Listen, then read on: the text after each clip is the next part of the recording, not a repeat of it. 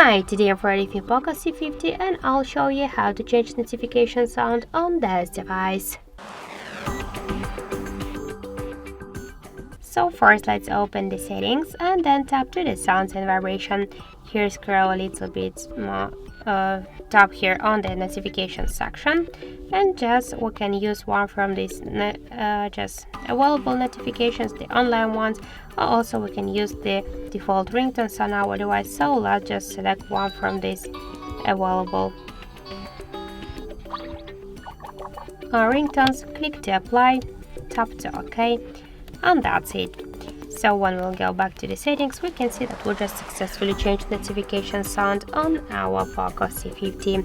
Thank you for watching, and if you find this video helpful, don't forget to leave a like, comment and to subscribe our channel.